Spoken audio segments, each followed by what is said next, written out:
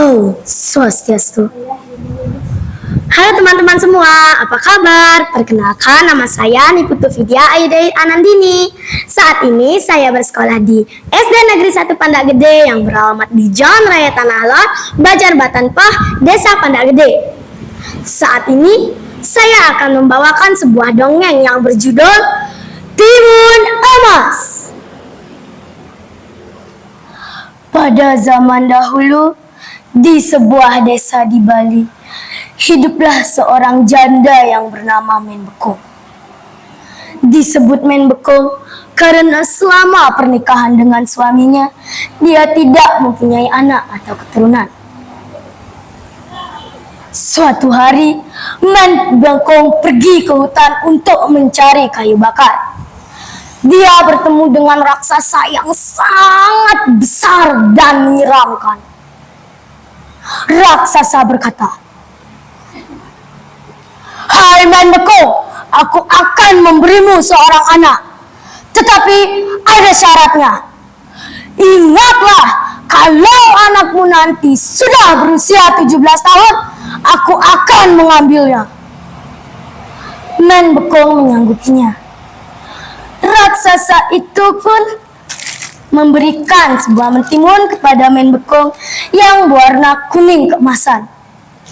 Mentimun itu dibawanya pulang ke rumah dan langsung dibelah. Saat dibelah, Menbekong terkejut. Sampai pisaunya terlepas dari tangannya dan dia jatuh terjengkang ke belakang. Ternyata benar, mentimun itu isinya seorang bayi perempuan yang sangat cantik. Menbekong sangat bahagia melihat bayi itu. Lalu didoakan dengan mantra Gayatri agar anaknya sehat selalu dan panjang umur. Dari kecil, Timun Mas sudah diajarkan hidup disiplin oleh Menbekong, seperti rajin bangun pagi, berolahraga, belajar memasak, belajar membuat sesajen, belajar berkebun, dan memelihara ayam yang hasilnya bisa untuk dimakan sehari-hari. Di malam hari, Timun Mas tidak boleh bergadang. Dia sudah terbiasa tidur pukul 8 malam dan bangun pagi pukul setengah 6 pagi. Dengan bertambahnya usia Timun Mas, Menbekong semakin sedih hatinya bila ingat akan janjinya dengan raksasa.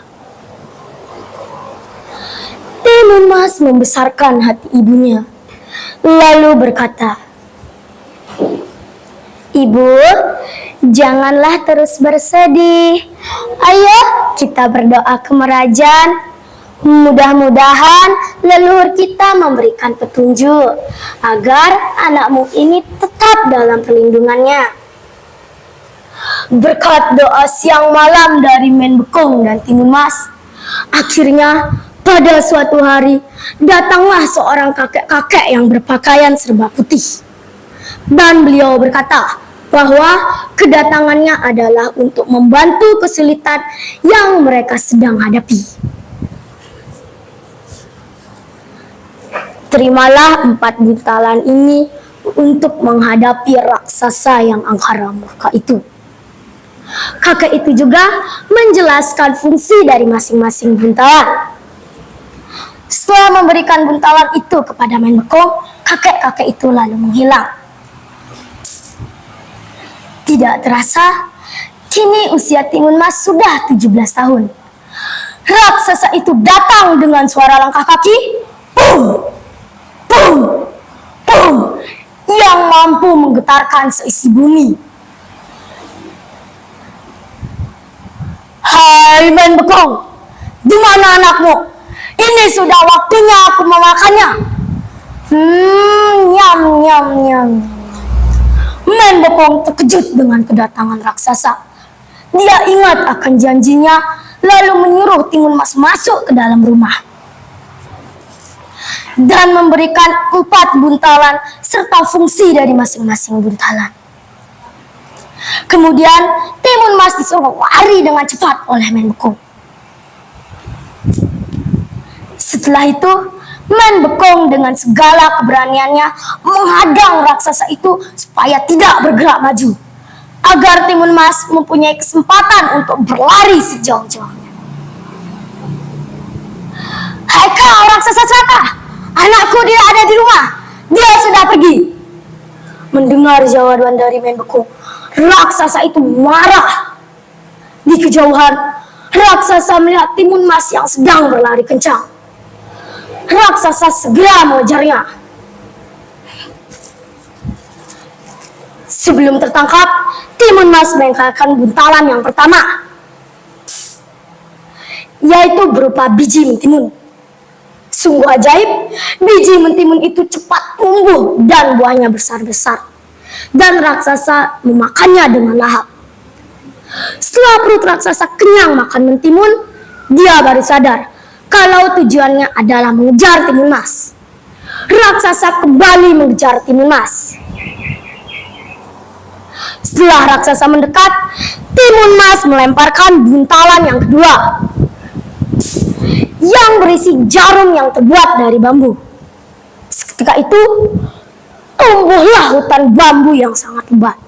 Raksasa berusaha keluar dari hutan bambu dan bisa keluar dari hutan bambu dan kembali mengejar Timun Mas lagi.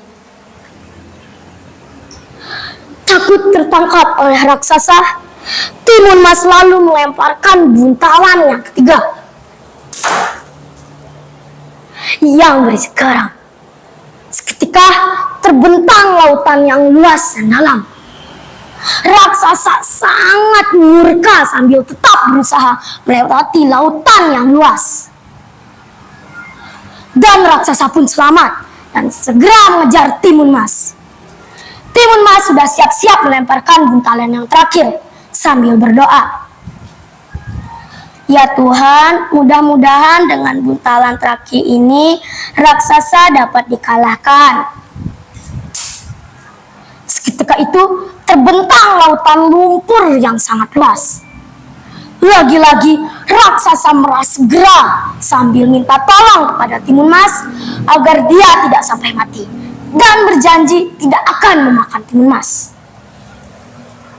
Timun Mas tidak mau menolongnya, dan raksasa pun tenggelam di lautan lumpur tersebut. Setelah dengan perjuangan yang panjang, akhirnya Timun Mas terbebas dari kejaran raksasa. Dengan sisa-sisa tenaganya, Timun Mas kembali pulang ke rumah dan langsung menemui ibunya yang baru saja selesai mendoakan keselamatannya agar terbebas dari raksasa. Akhirnya, Men Bekong dan Timun Mas hidup bahagia. Selesai. Om Santi, Santi, Santi, Om.